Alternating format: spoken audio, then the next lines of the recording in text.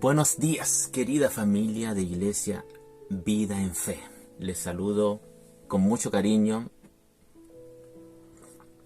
Hoy es un día, la verdad, que muy lindo. ¿Sabe por qué? Porque el Señor nos ha regalado este día. Así que vamos a partir agradeciendo a Dios, orando, diciéndole a Dios que le amamos. Porque ¿sabía usted que al Señor también le gusta que le digan que le aman? Porque el Señor nos ama. Porque Jesús nos ama. Nos amó tanto y Él lo dejó demostrado. Así que, Señor, gracias por este día. Gracias por este día, Señor. Gracias porque estamos con vida. Gracias porque respiramos. Sabemos que hay enfermos en medio de nosotros, Señor. Hoy vamos a estar hablando de la oración, de la enfermedad. Y queremos refugiarnos en ti, Señor. Te pido que me des la sabiduría para exponer la palabra, Señor, el mensaje que hoy voy a entregar a la iglesia. Ayúdame, amado Espíritu Santo. Fortalece a mis hermanos, abre su entendimiento para que puedan comprender la maravilla del mensaje de tu palabra, Señor. Muchas gracias. Muchas gracias, amado Señor, en el nombre de Jesús. Muy bien. Y al tiro vamos a abrir la Biblia en Santiago capítulo 5. Y voy a leer los versículos del 13 al 18. ¿Está alguno entre vosotros afligido? Haga oración. ¿Está alguno alegre? Cante alabanzas. ¿Está alguno enfermo entre vosotros? Llame a los ancianos de la iglesia y oren por él, ungiéndole con aceite en el nombre del Señor. Y la oración de fe salvará al enfermo, y el Señor lo levantará. Y si hubiere cometido pecados, le serán perdonados. Confesaos vuestras ofensas unos a otros y orad unos por otros para que seáis sanados. La oración eficaz del justo puede mucho. Elías era hombre sujeto a pasiones semejantes a las nuestras, y oró fervientemente para que no lloviese. Y no llovió sobre la tierra por 3 años y 6 meses. Y otra vez oró, y el cielo dio lluvia, y la tierra produjo su fruto. Bueno, hoy vamos a estar hablando de la oración y la enfermedad. Un tema bastante difícil de hablar, ¿verdad? Porque la enfermedad, cuando llega, viene la tristeza con ella, viene el desánimo, etc. Es necesario explicar un poquito el contexto en el cual está escribiendo, en este caso, según la tradición, el apóstol Santiago. Y según la tradición también nos dice que Santiago era hermano de Jesús. Ambos eran judíos, por tanto tenían costumbres judías arraigadas en ellos, ¿verdad? Y eso nunca va a cambiar. Entonces es necesario leer mirando el contexto cultural y histórico de hace 2000 años atrás para que podamos entender qué costumbres tenían los judíos, porque al final los judíos fueron quienes escribieron casi toda la Biblia, ¿ya? 2000, 3000 años atrás, etc. Entonces necesitamos dar una miradita con responsabilidad para saber qué nos quiere decir el texto. Sabemos que hay enseñanzas terribles de la oración, hermanos. Muchos creen que la oración es un trueque con Dios. Muchos oran y ayunan para que Dios haga algo en favor de nosotros. Yo no puedo decir que esté mal o esté bien, pero en mi pensamiento solamente y en mi opinión, creo que no es correcto pensar de esa forma, ¿ya? Ya que han usado muchas personas este tipo de oración y ayuno y han dado falsas expectativas a las personas. Nos hemos caído tremendamente. Bueno, la oración y la enfermedad es el tema que hoy vamos a tratar, ¿verdad? Y dicho esto, vamos a ver algunas ideas del judaísmo referentes a la oración y la enfermedad. 3 ideas le voy a mencionar. Primero, toda enfermedad es consecuencia del pecado. Hemos hablado de los discipulados que los judíos tenían esta creencia. Y era una creencia arraigada en sus corazones, hermanos. Ellos creían que donde había sufrimiento, donde había enfermedad, es porque la persona había pecado. Ese era el motivo por el cual la persona estaba enferma. Esto queda claramente reflejado cuando los discípulos del Señor le preguntan, referente al cieguito de nacimiento, ¿quién pecó? ¿Este o sus padres? ¿Qué le respondió Jesús? No es que pecó este ni sus padres, sino que para que las obras de Dios se manifiesten en él. Entonces Jesús ya comenzaba a sacar esa idea equivocada de la mente y del corazón del judaísmo en este caso, porque por muchos años ellos creían que las maldiciones incluso eran generacionales. Si tu papá era maldito, la siguiente generación maldita y la siguiente maldita, la siguiente maldita por el pecado. Entonces esa era una creencia mística en realidad y que Jesús fue sacando del corazón y fue mostrando a Dios cómo era realmente. Segunda idea. Antes de esto quiero decir, había un dicho rabino, hermano, que decía, no hay muerte sin culpa ni sufrimiento sin pecado. Eran los dichos que inventaban los rabinos. Bueno, segunda idea. Para que la oración sea realmente eficaz, debía hacerse la confesión a la persona ofendida y a Dios. Y esto es plausible. Esto es sumamente, lo encuentro correctísimo. Esta idea está correcta, hermano. Porque habían dos barreras que debían derribarse. La barrera con Dios que se producía por medio de la ofensa y del pecado. Y la barrera con la persona ofendida, ¿no? Porque es re fácil, para el evangélico protestante, es re fácil ofender a alguien. Y los evangélicos somos especialistas en ofender a las personas, hermano, no escucharlas, tratarlas tan mal, de manera tan agresiva solamente por nuestra religión. Porque es una religión en el fondo, cuando nos ponemos así. Y es re fácil ofender a alguien después, ir a las rodillas, a los pies del Señor y decirle, Señor, perdóname porque ofendí a mi hermano. ¿Qué te va a decir el Señor, hermano? Anda a arreglar con tu hermano, con tu prójimo, que me venía a decir a mí, yo no te voy a perdonar, te va a decir el Señor. Si no eres capaz de perdonar a la persona, tú ofendiste a este responsable, hombre. Y anda a pedir perdón al hermano. Entonces, bueno, este pensamiento judío lo encuentro sumamente correcto y es lo que debemos practicar hoy en día, ¿verdad? Tercera idea. El judaísmo tenía la idea de que el poder de la oración era ilimitado. Y esto es muy bonito. Esto es lo que debemos imitar nosotros también.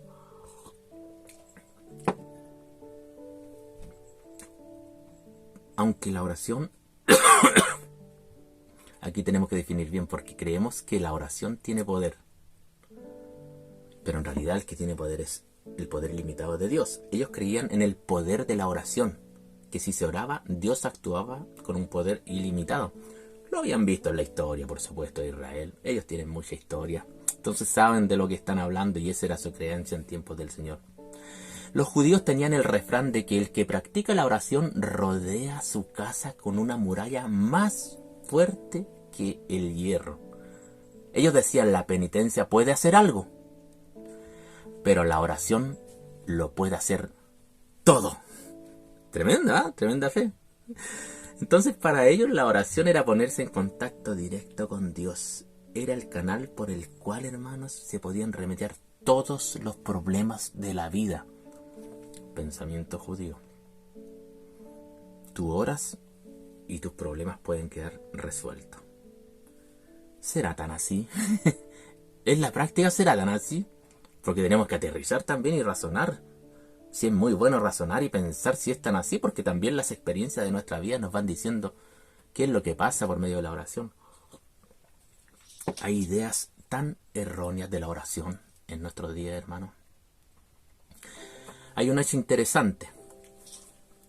Santiago termina diciendo y citando a Elías. Él cita a Elías como ejemplo del poder de la oración, ¿ya? El relato del Antiguo Testamento que está en Primera de Reyes capítulo 18, ojo, no dice que la sequía terminó por la oración de Elías. No dice eso el relato. ¿Ya?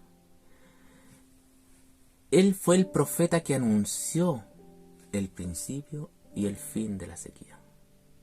Él lo anunció.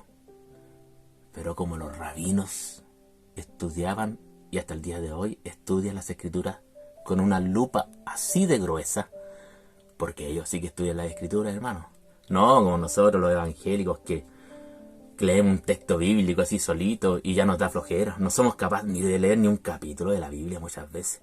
Y después echamos la caballería encima a las personas creyéndonos que tenemos un conocimiento. Y es tan absurdo como actuamos de repente, porque nos creemos tan superiores, nos creemos tan exclusivistas, creemos que la salvación prácticamente somos los únicos salvos y todos los demás están mal. Así creemos muchas veces los cristianos protestantes, porque leemos un texto bíblico, lo hemos memorizado y ni sabemos qué quiere decir todo el texto bíblico. No somos capaces ni siquiera de leer un libro de la Biblia y ya nos creemos tan sabios. Esa es una de las cosas muy erradas que tenemos los cristianos y que tenemos que mejorar. En realidad, dejemos de ser tan arrogantes. De verdad, debemos dejar de ser tan arrogantes porque... Qué terrible, man. Seamos más humildes. Esta cuestión me da rabia. Voy a parar con eso. Perdón. Lo que los judíos entendían por oración era estar en la presencia de Dios. Así que en esta frase los rabinos concluyen que para ellos la sequía que había ya terminó solamente por las oraciones de Elías. Recordemos que ellos tenían a sus profetas en alta estima. Todos los profetas del Antiguo Testamento que fueran pasando, todos los reyes de su pueblo, el rey David, imagínate, el rey David, le atribuyeron características mesiánicas y que de allá viene el linaje de nuestro Señor Jesucristo, etcétera. Hay genealogías que lo conectan en el Nuevo Testamento hasta llegar a David. David era un rey intachable con características mesiánicas para los israelitas, pero fue tan así. Si estudiamos un poquito la vida de David, de repente nos damos cuenta que no era tan perfecto como nos lo pintan, ¿verdad? En Primera de Reyes capítulo 18, versículo 42 leemos que Elías subió al monte Carmelo y postrándose en tierra puso su rostro entre las rodillas. Aquí también descubrieron los rabinos la actitud de la oración angustiosa, mirando en Elías el ejemplo. Y de ahí ellos deducen que había sido el poder de la oración de Elías la que había puesto fin a la sequía. Tenían una tremenda expectativa, tenían un tremendo concepto de la oración los judíos. Y es súper lindo igual. Sí, eso era sumamente admirable. Pero a veces se torna un poco mística también. Y no tan real. Porque las experiencias en la oración, su experiencia, mi experiencia, quizás nos van diciendo algo referente a la oración. Quizás usted tenga muchas experiencias que contar, hermano. Usted me puede decir aquí todo lo que Dios ha hecho en su vida, ¿cierto? Por medio de la oración. Y eso es muy respetable. Yo lo aplaudo. Es admirable. Y yo lo creo. Partamos de la base que tenemos que creernos. Si usted cree que por medio de la oración Dios ha hecho maravillas en su vida, amén, pues. Y es verdad, si el Señor tiene poder. Ahora, ninguno de nosotros puede determinar lo que Dios puede hacer y lo que Dios no puede hacer. Él es Dios. Lamentablemente los cristianos evangélicos protestantes hemos dado un pésimo ejemplo y una mala enseñanza referente a la oración, como ya lo dije antes. Falsas expectativas en medio de las enfermedades.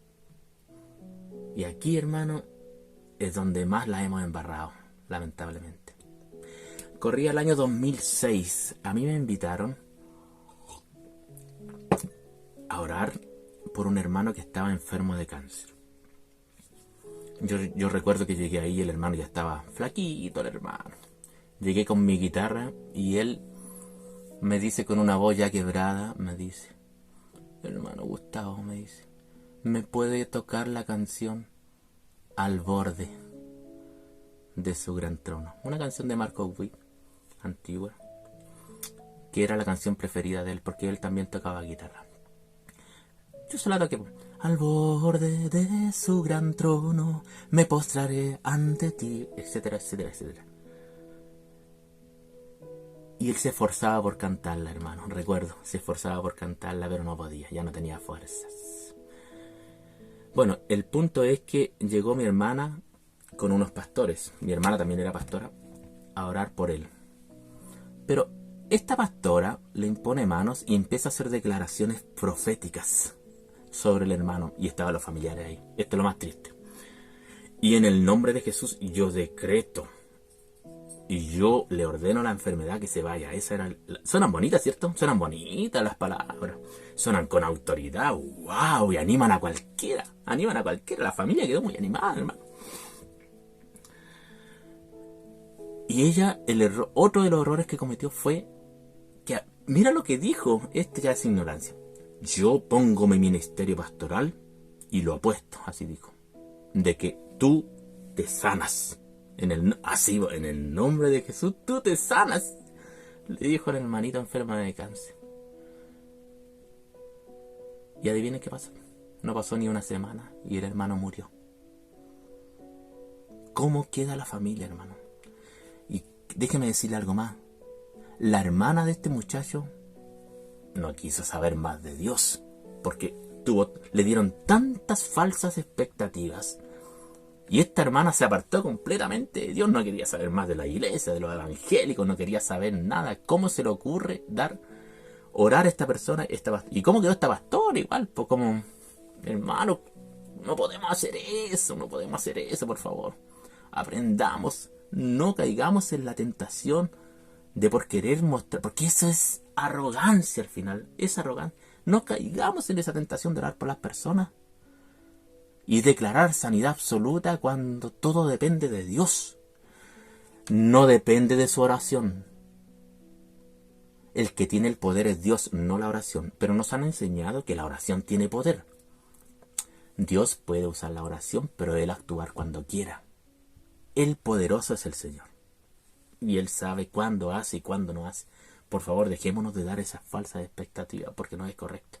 Y una y otra vez lo escuchamos, sin nada más que usted se meta a la red ahí en YouTube a ver cómo oran por las personas. Llega a dar pena, hermano. A mí me llega a dar pena cuando les van a imponer manos y a profetizar y todo eso, porque no pasa nada. Muchos hacen show. Un verdadero show del evangelio, hermano. Me acabo de acordar de la cantidad de veces que hemos ido a orar con mi querido pastorcito Marcelo por las personas y todos han muerto. Pero gracias a Dios sabemos que no podemos dar falsas esperanzas, lo tenemos muy claro. Vamos a orar, vamos a entregar una palabra, vamos a cantar unas alabanzas y vamos a acompañar al enfermo. Por la mayoría de los que han partido sí han sido viejitos. Así que, pastorcito, sigamos orando nomás por las personas. Mi querido hermano Ricardo Carrasco me pidió que cuando él enferme, que ni el pastor ni yo vayamos a orar por él. Porque él sabe que nos ha pasado tantas veces esto de que las personas parten. Muchos han estado en su etapa final, de todas maneras, hermano. Un abrazo, hermano Ricardo Carrasco. Él es mi padrino. Lo quiero mucho, mucho. Un abracito a mi querido hermanito, un abracito a su esposa que estuvo bien enferma, hermanita Mireia. Un abracito a toda su familia, les amo mucho. Bueno, como dije, la oración en realidad no es para eso. Pedimos mal, por eso no recibimos, hermano. Ahora, cuando estamos afligidos, parece que el dolor nunca terminará, ¿cierto? A veces perdemos la perspectiva de las cosas y también, dependiendo del dolor que haya en nuestra vida o la enfermedad que tengamos, creemos que hasta es mejor morir. Muchos piensan eso, hermano. Y es normal, hermano, es normal. Aquel que pierde las esperanzas, aquel que pierde la fe, no tenemos por qué criticarlo. Si cuando nosotros estamos en sus zapatos, ahí es cuando experimentamos las cosas realmente como son. Pero desde la otra vereda vemos las cosas diferentes, ¿eh? Y ahí de repente podemos tirar, criticar, dar nuestra opinión. Pero el que está viviendo la enfermedad, el que está viviendo el dolor, pasa por tantos procesos. Usted mismo cuando se ha enfermado, dígame que no se desanima. Yo cuando me he enfermado ando como... El cuerpo, hermano, anda todo dolido. Uno anda bajoneado, desanimado, triste. Y es lo más normal que le pueda pasar al ser humano. Así que no alegoricemos, no espiritualicemos todas las cosas, hermano.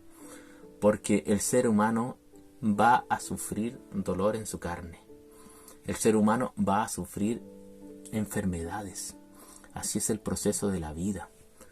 Y no es que Dios te esté castigando de ninguna manera. Dios jamás quiere el dolor. Es el pecado que ha causado tanto daño en el ser humano. Y lamentablemente nacimos y vamos a vivir así.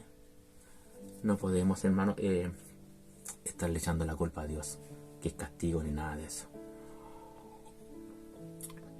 Yo creo, hermano, que Dios se mueve siempre por misericordia, por compasión.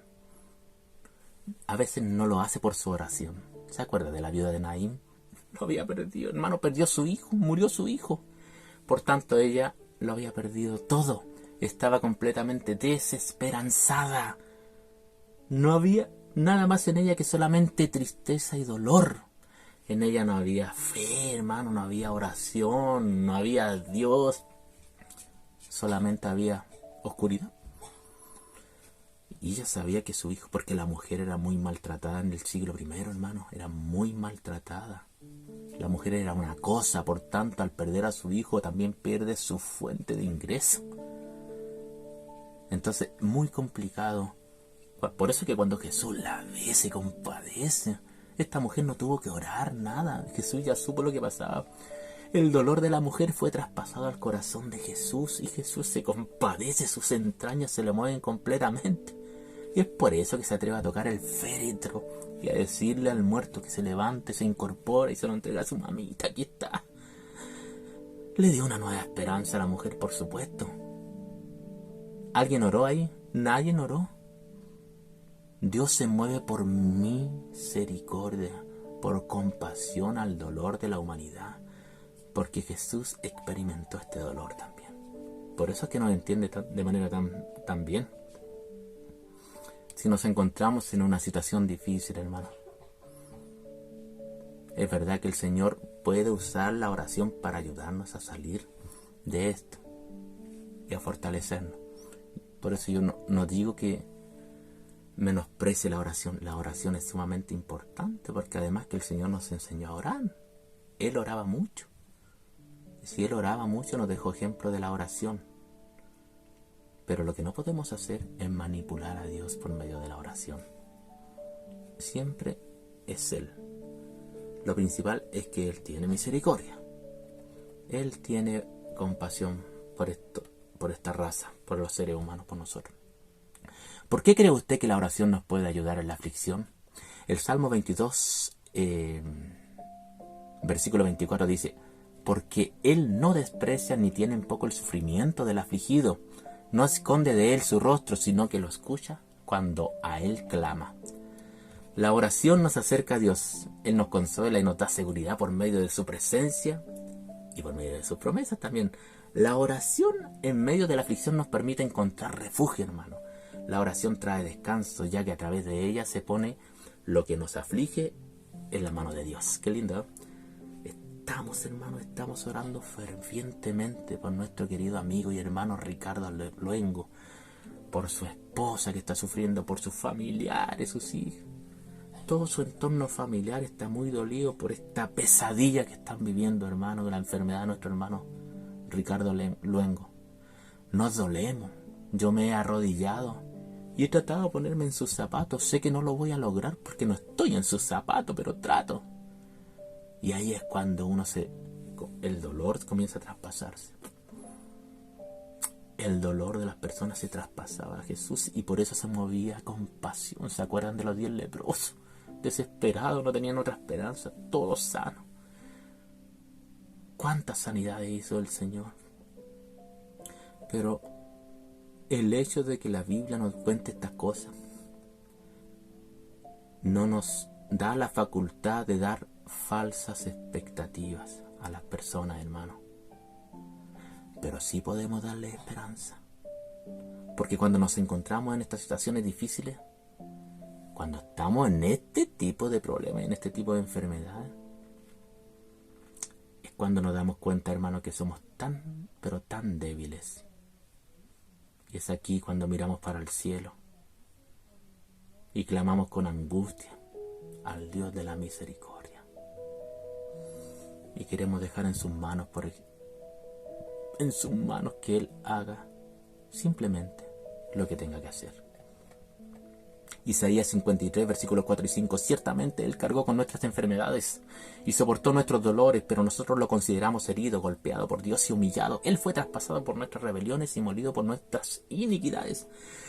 Sobre Él recayó el castigo, precio de nuestra paz, y gracias a sus heridas fuimos sanados. Hermanos, se ha debatido por este tema de que si este texto, cuando dice sanado, está hablando de la sanidad del cuerpo o sanidad del alma o el espíritu. La palabra sanado ahí en otras versiones se traduce como curar o sanar. Entonces da para interpretar de estas dos formas. Pero ¿qué nos ha dicho a nosotros la experiencia? En realidad Dios puede hacer las dos cosas. Dios te puede sanar físicamente y Dios te puede sanar espiritualmente. Pero la sanidad más importante es la sanidad de tu espíritu, la salvación, la sanidad de tu alma. El texto dice: sobre Él recayó el castigo, precio de nuestra paz. Esa sanidad que te reconcilia con Dios, esa es la sanidad más importante. Y cuando Dios quiera sanar tu cuerpo, Él lo va a hacer por amor y misericordia. Pero si no lo hace, hermano, lamentablemente todos los seres humanos estamos expuestos a las enfermedades y vamos a sufrir estas cosas. Jesús las sufrió en carne propia por amor a ti y a mí. El temor, hermano. El temor es una reacción emocional. ¿Pero qué hace el temor? Nos infunde tristeza, estanca nuestra vida y nos desconecta con Dios, ¿verdad? Es por eso que Jesús nos dice que su perfecto amor tiene la capacidad de echar fuera todos los temores. El amor es mucho más grande que el temor. Y eso es lo que Jesús quiere compartir contigo en este día, en esta tarde, en esta noche. No sé a qué hora vas a escuchar, vas a ver este video. Así que mi querido amigo, mi querida amiga, mi querido hermano, mi querida hermana, tú que estás sufriendo una enfermedad terrible, que ha agotado tu fuerza, que ha quitado tus esperanzas, ya no sabes qué pensar, aunque no entiendas por el sufrimiento que estás pasando, hermano, quiero decirte que hubo alguien que sí te puede entender, porque Él pasó por todos estos sufrimientos y mucho más. Yo sé, tú sabes a quién me refiero. Te estoy hablando de Jesús. En carne propia vivió la vergüenza, la desgracia más grande, el dolor más grande. Toda la enfermedad, todo el dolor nuestro fue puesto sobre Él.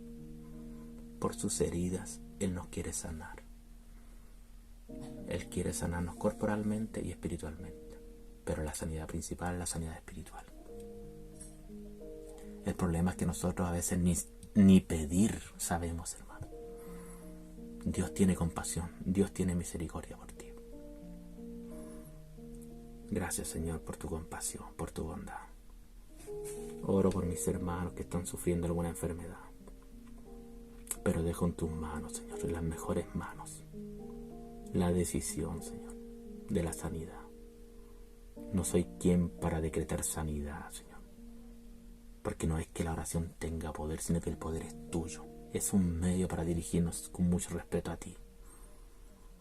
Te pido, Señor, que en esta hora, te lo pido con mucha humildad, que sanes a aquel que quiera ser sanado, Señor, aquel que necesite la sanidad. Pero lo dejo en tus manos en el nombre de Jesús. Amén. Les voy a compartir un hermoso canto, hermano, que de seguro va a infundir aliento y esperanza en aquel que está enfermo en este día. El Señor te levanta, Él es capaz de hacerlo, porque Él es un Dios de amor, de gracia, de compasión, de bondad. Dios te bendiga, que tengas un buen descanso, disfruta la vida, disfruta las cosas sencillas de la vida, disfruta tu familia, disfruta a Dios, disfrútalo. Él está contigo. Te envío un abrazo. Un abracito, querida familia. Vida en fe. Dios te bendiga.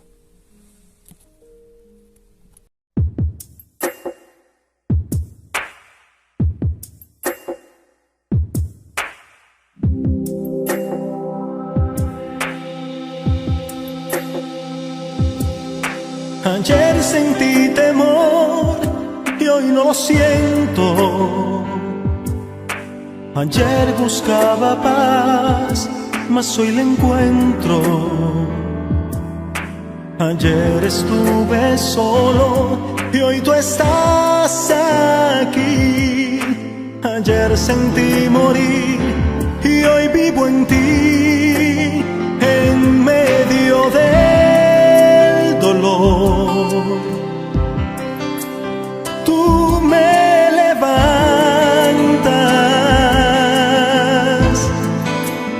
En mi debilidad,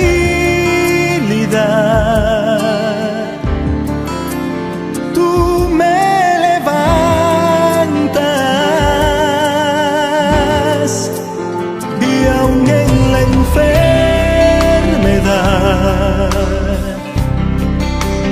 tú me levantas. Cuando no puedo más, tú me levantas. Porque tu poder se manifiesta aquí en mi vida. Y tu misericordia, mi Señor, es nueva cada día. Tú me levantas.